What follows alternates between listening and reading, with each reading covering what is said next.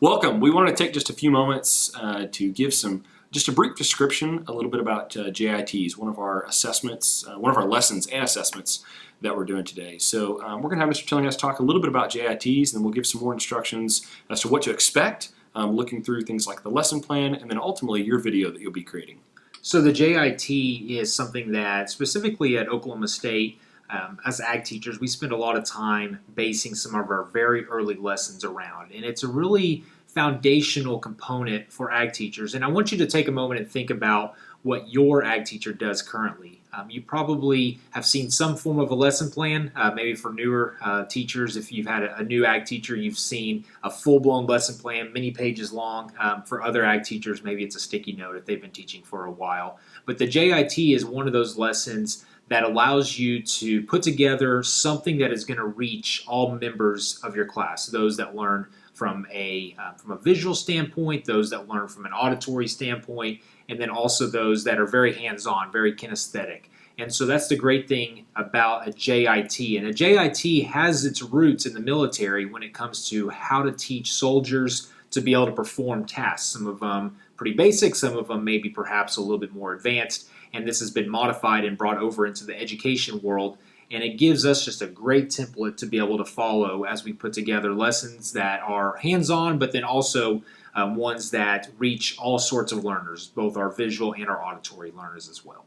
So JIT, really simple, stands for just in time, as Mr. Tillinghast mentioned, came from the military, and it's a very, very quick demonstration piece that you can use regardless. It's not just only in the classroom. In fact, as you continue to work through this teaching technique, I bet you'll probably notice your ag teacher uses this method quite a bit. It may be a very quick, simple discussion or demonstration that your ag teacher uses, just a quick JIT. So it's one of the foundation or tradition pieces of the Academy, and so we're really excited to be able to share this with you. So Stephen and I are going to go through the lesson plan with you, just to give you a little bit of background information as to what we're expecting out of you to build a lesson plan. And then here in a few moments, you'll have an opportunity to see a JIT actually in action with Ms. Sewell and Ms. Tillinghast. So Stephen, you want to walk through just a little bit about a lesson plan. So obviously we're going to start off with a lesson plan title, whatever our topic is that we're choosing. Of course, this one is really formal. I mean, we're even looking at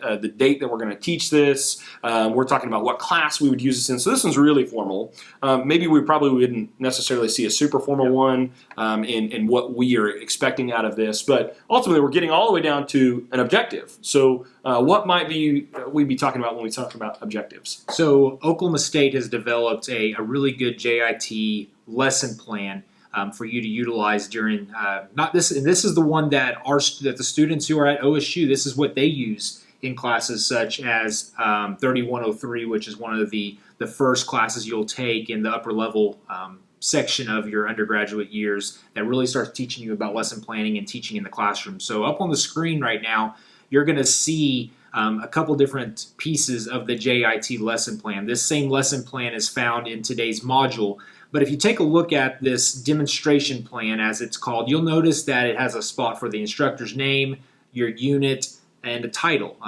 You believe it or not, titles are something that get the minds going, I guess, for students. And so it's really important to have a creative title, the class, and when it's best taught. So, for example, if you're wanting to do something that involves FFA history, or maybe it's how to tie a tie for your male students. They need to know how to tie an FFA tie. You're probably teaching it, hopefully, in the early stages of their year. You don't want to wait until May to probably teach how to tie a tie. You're going to want to do that a little bit sooner, because hopefully, as a good ag teacher, you're taking them to leadership conferences and other events, and that needs to happen before the spring, hopefully. And maybe another example might be the one that you'll see today on the JIT.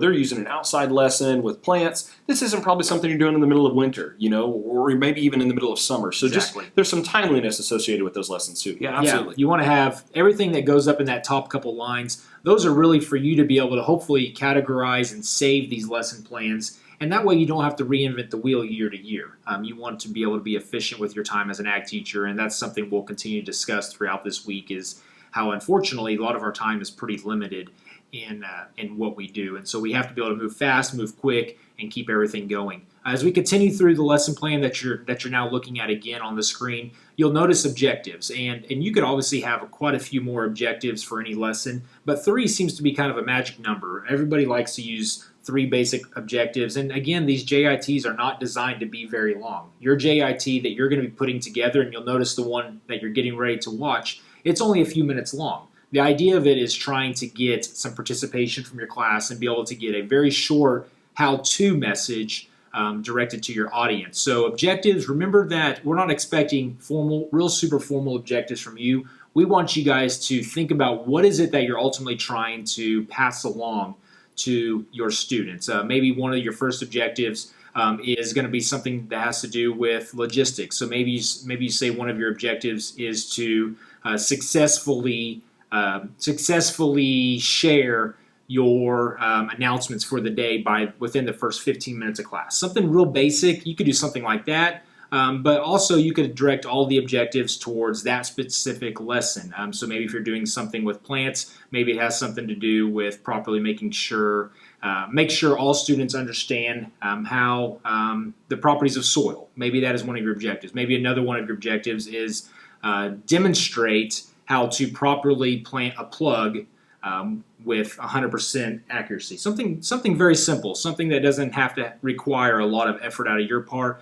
We just wanted you guys to practice making very clear objectives that your students will understand. And then you'll notice that it talks about materials, supplies, equipment, and other resources. All ag teachers have been there, where we thought we had everything we needed for a lesson and then quickly realized that we did not. So it was time to improvise. So these lessons are really important to make sure you write out the materials and supplies and equipment you need and everything else that you might need for that particular lesson. So that is a very important section to talk about. And then before we actually move into the video that you're getting ready to watch, the final thing we want to talk about is preparation. And so it says link, motivation, and overview. Every student wants to know why you are doing what you're doing and how that relates to them, I guess, in the real life, in the real world. And so you might think about why do Punnett squares matter in agricultural education? I don't plan on being a geneticist. I don't plan on being in the medical field. But why is it relevant? And so, one thing I've done with my classes, as an example, is thinking about your parents and wondering, why do I have blue eyes versus brown eyes? Why is my hair a certain color? And so connect it to the real world, connect it to something they're going to understand. And so you want to link things to them to where they'll understand it, and hopefully that drives the motivation a little bit. Once they know there's a linkage, motivation tends to come pretty easily. You might have to do a little extrinsic motivation, with some candy or with something that gets their attention, but link motivation and then overviewing what they're getting ready to do. All that doesn't take very long. We're talking less than a minute oftentimes, but you just want to make that connection. And then, as I mentioned, that's the last thing that we're going to talk about. You're getting ready to see Ms. Sewell and Mrs. Tillinghast go over essentially the steps on how to plant a seed, and then you're getting ready to also see them demonstrate the procedure. They're going to do it both from a auditory perspective, a visual perspective, and then also the hands-on kinesthetic piece. And so hopefully you guys enjoy watching the rest of that, and then we'll be back to you shortly to visit a little bit more about what our expectations are for your JITs. So I would encourage you, as you're going through, pull up this lesson plan and watch as Ms. Sewell and Ms. Tillinghast demonstrate those steps. You'll be able to see some of those components of that lesson plan coming together. We'll come back to you in just a few moments.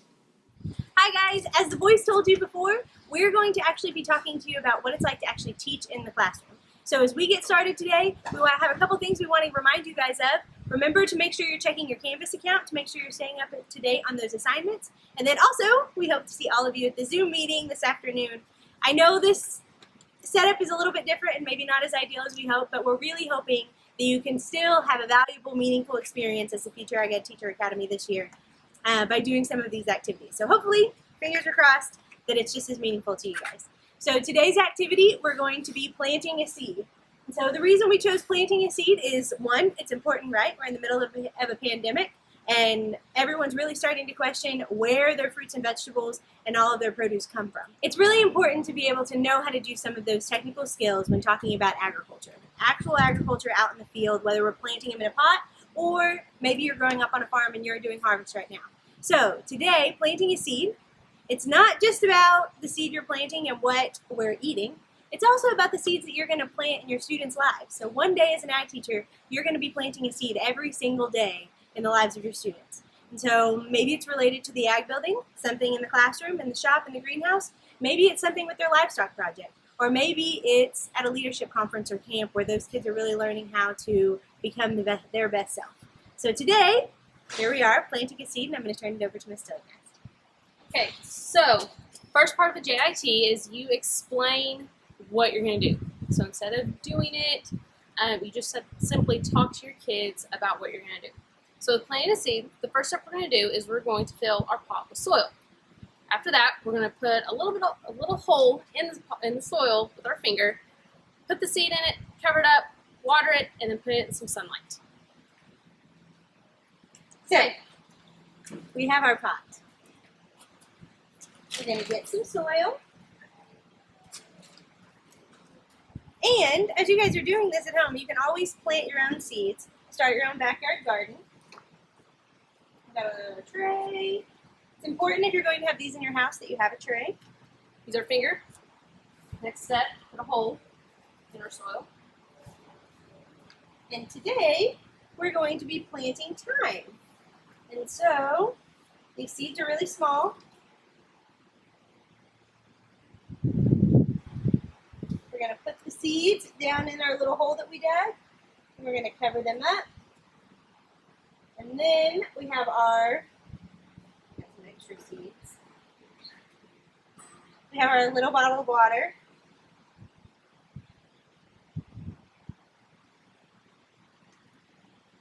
So just like taking care of an animal, it's important to have nourishment, right? So it's important to water these plants every single day. So that's what we're going to have to do. Okay, so the third part of the JIT is you're going to have a volunteer come up and the class will tell the student or show the student what they're going to do. So we're going to have Mr. Jones come in, and he is going to be our student for this. So first step, Mr. Jones, is you're going to fill your pot with soil. All right, I'm going to fill my pot with some soil. Okay. Enough soil? Perfect, Okay. to the top. All right, set it in your little saucer. Okay. All right, then you're going to take a finger, Okay. you're going to make a hole. Perfect. Okay. You're going to take your seeds. Right. And they're super tiny, so you can put just a couple in there.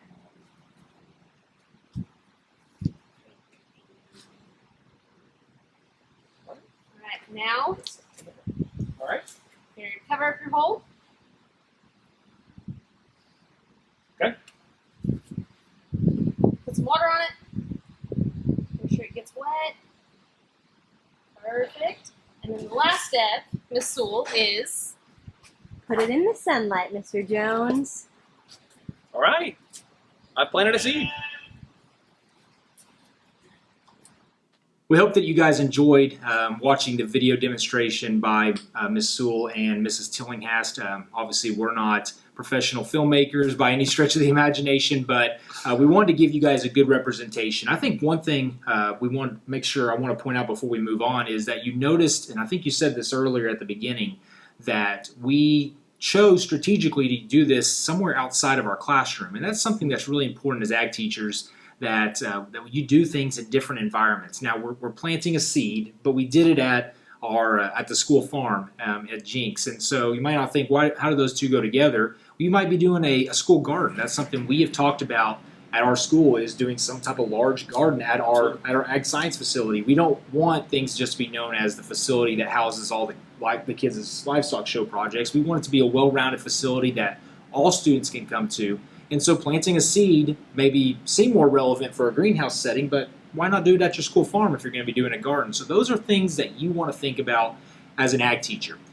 we're going to talk about the rest of the lesson plan real quick. So we're going to pop back up and look at that. And so looking at your screen, you should see the bottom portion of the lesson plan. And so the bottom portion talks about plans for learners to practice the skill/task. And at home, you're probably freaking out thinking, well, how am I going to get somebody like Mr. Jones to come up and demonstrate everything I just taught? I did my auditory piece, I did the visual piece. Well, I don't have anybody else at home to do that. Not the end of the world. If you've got a little brother, little sister, mom, dad that you want to include in your video, go for it.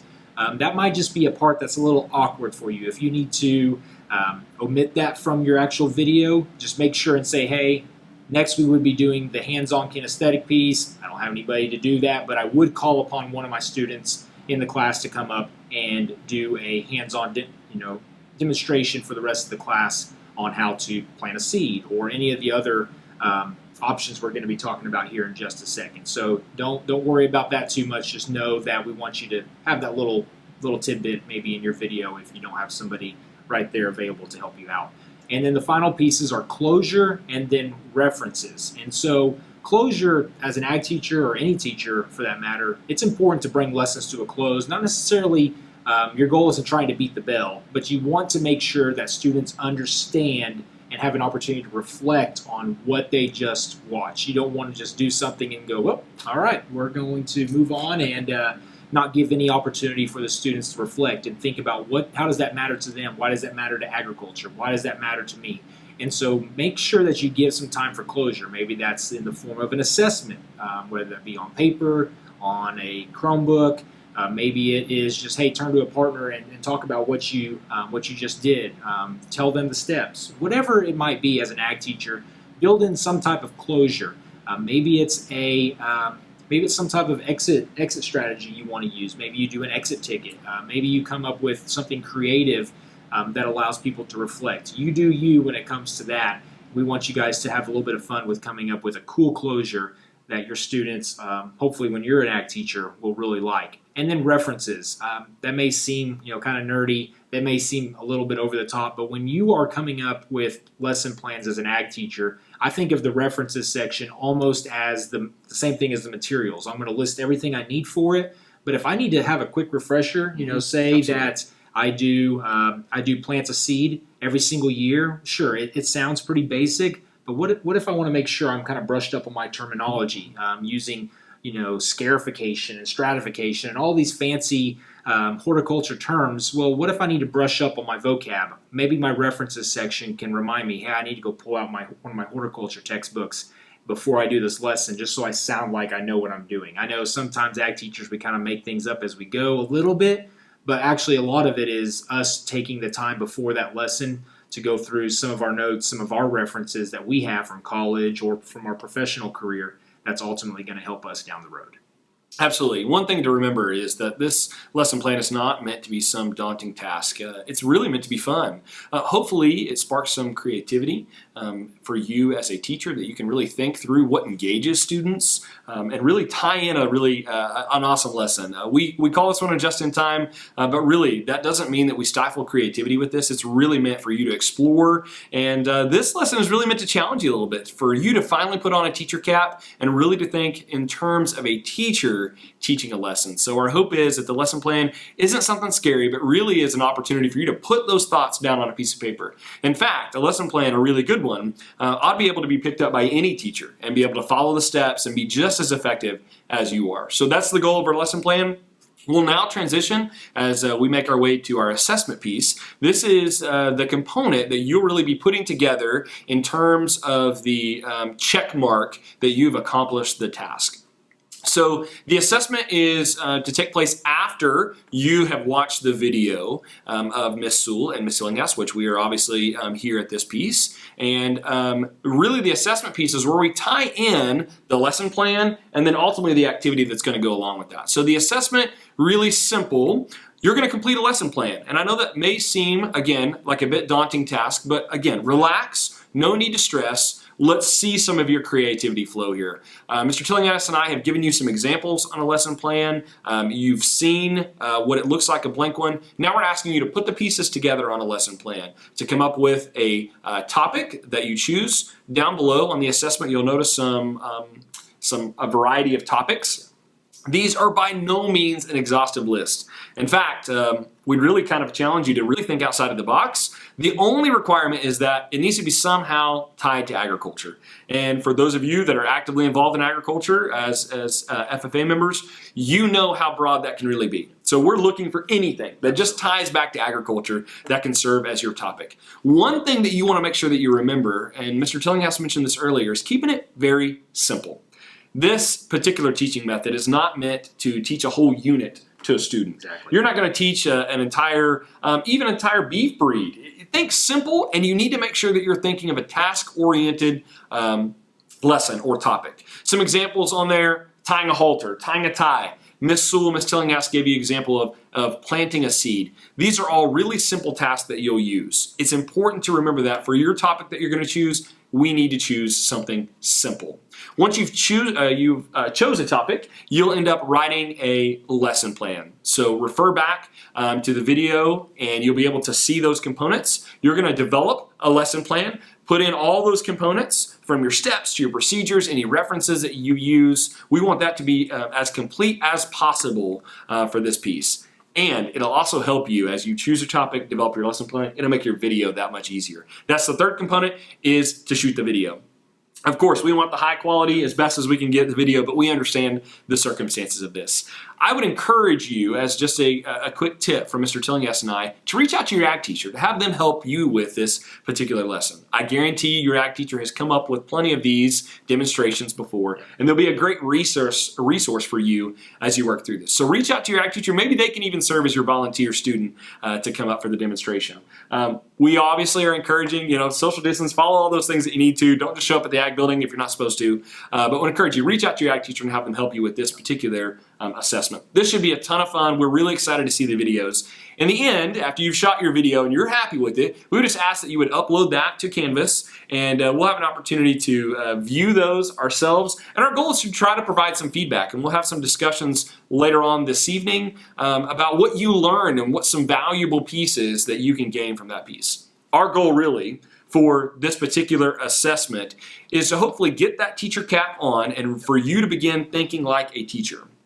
Really, this process is not, the academy is not meant to just be a one-week process. Our hope is that you're learning some skills that you can apply this fall and this spring as you continue to engage as a future agriculture educator. That's our goal.